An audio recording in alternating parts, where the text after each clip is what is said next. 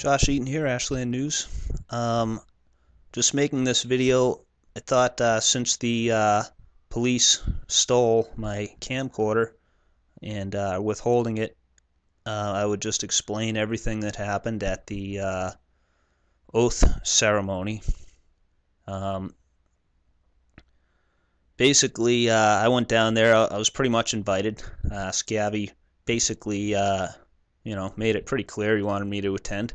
He sent me the press releases. He, in the press releases, he asks everybody is encouraged to attend, is what he said. So I went down there. I really have been trying to give Chief Davis the benefit of the doubt, along with Scabby, for all this time. I really have. So anyway, I went down there, and basically it really wasn't a lot of people from Ashland except for police, their families, some of their friends. There were a few people. Margot Ellsworth from the CAC was there, but nobody else from the CAC that I recognized. Arthur Shapiro was there, and there were a few citizens, but that I don't know their names. But anyway, I went down and took a seat in the auditorium, kind of in the second section. I set my camcorder right on the rail so I could just tape record it. And there was a color guard, very military-like ceremony, which, whatever. These guys like to pretend they're protecting us from Al-Qaeda or something, I guess. But anyway, so it was very formal. People get up there and basically they said what a good job Chief Doherty did, and then gave him a standing ovation. I really thought that was totally out of line. He didn't do a good job in his 6 months in police chief. I'm not going to sugarcoat it. He, first of all, he undid all the new procedures that Scott Roma had put in place at the order of the Board of Selectmen. He undid that. There was somebody get killed during an illegal raid. Weird, facts are still all being contained about that under Doherty's leadership, and all these internal investigations, the Odell beating, and others, they all got covered up under Doherty's leadership. So I don't understand what the standing ovation was for, except basically a bunch of police and police families just stroking each other's ego. Like I said, they think they're protecting us from Al-Qaeda or something. They don't understand that they are becoming the destructive force. But anyway, there was that. There was a color guard and presentation. Doherty basically said, I relinquish command. Chief Davis said, I accept command, and the formalities. And then Scabby administered the oath to the Ashland Police Department. All the personnel were sitting on the stage. All the civilian employees. I mean, all police are civilian. They're not military. But anyway, they call them civilian employees. They were up there too. Scabby administered the oath. It was very involved, and he delivered it with a lot of force. But basically, well, you'll see in a minute. So I'll try and remember what he said. I guess you can watch the video from the WACA, which I'll try to get at some point. But basically, it's so frustrating. He did a big, intricate oath. He made them swear loyalty to the Constitution of the community, which I'm not really sure what that means, but he did make them promise to respect individuals' constitutional rights. He said something in the oath about not using deception, and something in the oath about conducting themselves properly in their personal life, in their personal lives. So did all that. They repeated after him, and whatever. That was done. Did the color guard thing again. They all filed out and went over to the cafeteria. And then we all moved over to the cafeteria for a reception. And there were some chocolate chip cookies and coffee. So Chief Davis was basically kind of meeting and greeting people as they would come in. And so I just patiently waited, sort of a little back behind Chief Davis. I waited until he was free because I wanted to talk to him. I didn't have my camcorder rolling at all at this point in the cafeteria. And actually, Briggs comes up to me and asks how I'm doing. He's just kind of being, trying to maybe poke at me a little bit. But, yeah, I basically told him, I said, I guess nothing's changed if you're still here. That's what I said. And, so the conversation got a little heated. Not too bad. Somebody came in and kind of interceded, but basically what he kept saying was what I'm writing on the website is not true.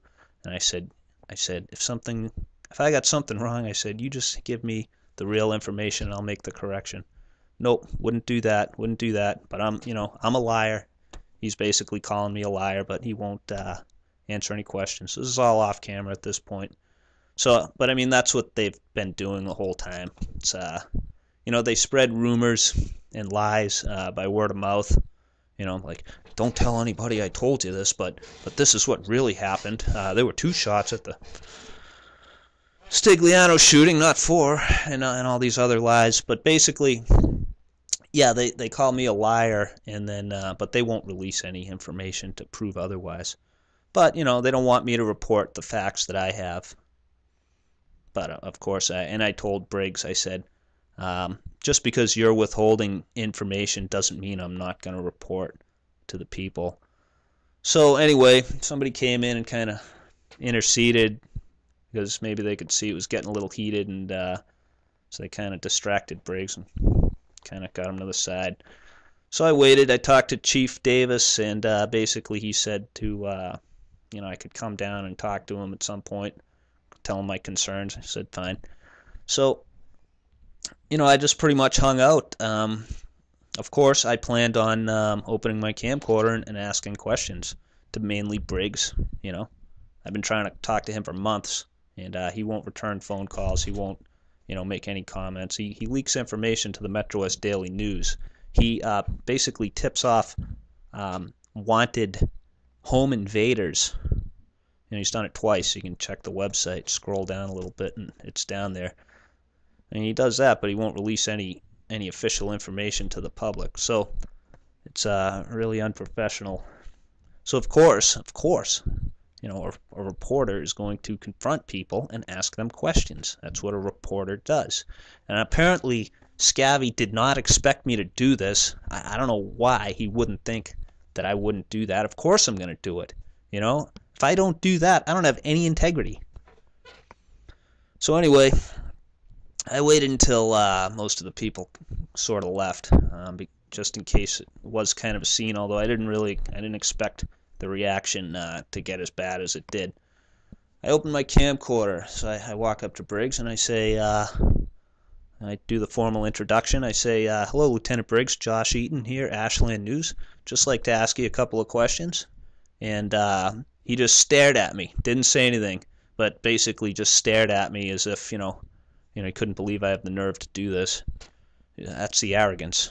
Anyway, so I ask him again. I say, he doesn't answer. I say, Josh Eaton, Ashland News. I'd like to ask you a couple questions. So he turns his back to me and walks a few feet away.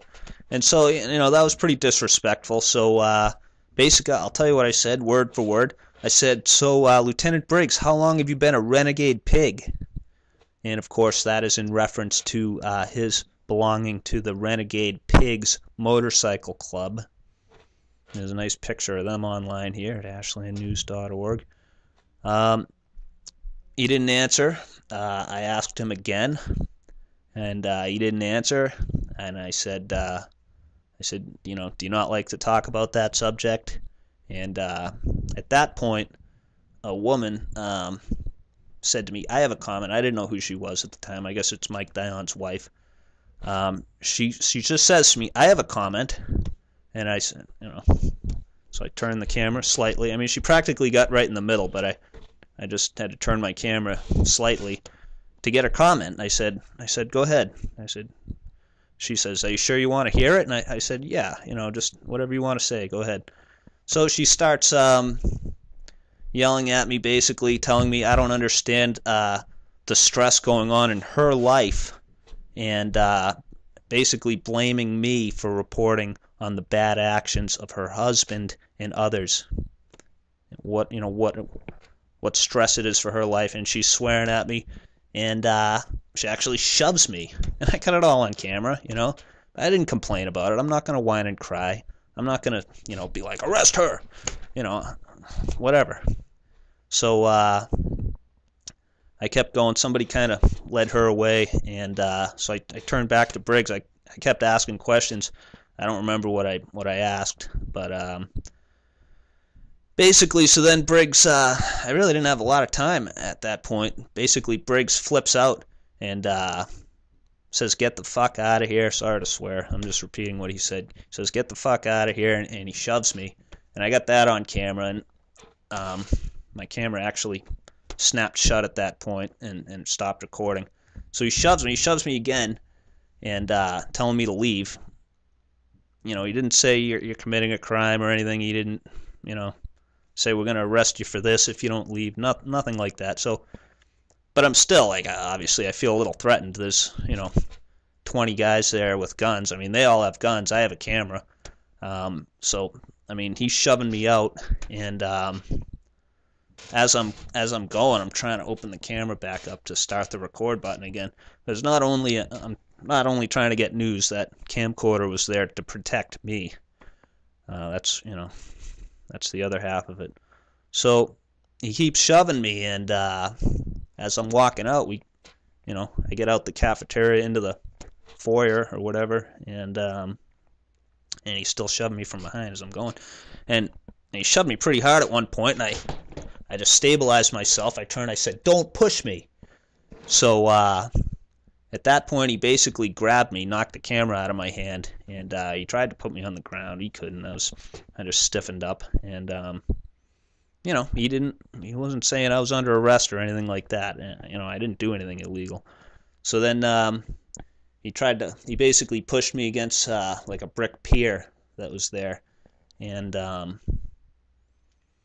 I knew if I fought back or anything, I'd be charged with something. So I didn't fight back, but I kept tense. I didn't want to get my face smashed against the brick pier. I didn't want to get slammed on the ground. So as he's shoving me against the brick pier, he says, "You're under arrest." And it was after that point the other police jumped in. They didn't jump in before that. They waited until after he said, "You're under arrest," and then they jumped in. Then I don't know how many of them basically put me on the ground pretty hard, but I avoided landing on my face. But I don't know. One of them basically kind of pushed the back of my head. My chin was kind of going into the floor, and that hurt. I had a big bruise on my arm. It's mostly gone now. Whatever. But yeah, basically, I don't know, I practically ripped my arm out of my socket and put the cuffs on. But I stayed pretty stiff. I didn't want to get injured. Apparently, they consider that resisting arrest. If I hadn't kept tense, I definitely feel I would have been injured. But anyway, basically, I'm down there. I'm asking, what are you charging me with? What are you charging me with? Nobody could answer. Nobody could answer because I didn't do anything illegal. So basically, I said I want my camcorder back. I didn't know if it was broken or not. It hit the ground pretty hard. Put in the police car. Holliston police were actually covering the town during that ceremony. So a nice woman, I don't remember her name, from the Holliston police drove me to the police station. She was polite, and I went in there. Booked by Rob Arugio. Rob was fine. He was professional. Rob's a good guy, he's just one of many good guys there that are just trying to keep their jobs basically and not get involved in too much of the politics. So anyway, that was pretty much it. And then I was in the jail cell. I was in the jail cell, and they were all watching the Patriots game. And but it really was like, that was ironic. They're in there watching the Patriots game when they just basically mistreated a real patriot, me, somebody trying to defend the Constitution, exercise the First Amendment to get information for people in Ashland. I mean, if you think back to a year ago at this time, there's all this mystery shrouding what was going on in the police department. At least I don't think anybody can say that people don't know more now than they did then. I mean, I think I've done a pretty good job shedding light on a lot of what's been going on at the police station. But anyway, it was ironic. They're in there watching the Patriots game, and it's very ironic that they just savagely violated their oath, just like not even an hour after taking it. I mean, respect people's constitutional rights, not use deception. I mean, right there. So then, yeah, basically I find out when I was being booked that I'm being charged with, of course, the standard ones, disorderly conduct, resisting arrest, but then assault and battery on a police officer too. So I mean, Scavvy made him promise not to use deception, and then there they go, using deception to falsely charge me, and they did it in front of the whole department. There may have been police from some other towns still there, and if they are police from other towns or from Ashland, I ask that some of you guys come forward and just tell the truth about what happened. So I guess that's pretty much it. I went to no, that's not it. So I went to court the next day, and yeah, basically attorney John Higgins, who's representing Amanda Clinton, because they're still going after her for whatever charges. It's really sickening. But he came down with me paying him no money. He did me a favor, and he came down and did a great job. He relayed the facts to Judge Stoddard. Said there's video evidence. We motioned to preserve the evidence, and it was approved. The prosecuting attorney, whose name I don't know, I think he's one of the lead guys there, he tried to prejudice the judge and basically wanted $1,000 bail for these charges, which I don't have. Tapped out. Whatever.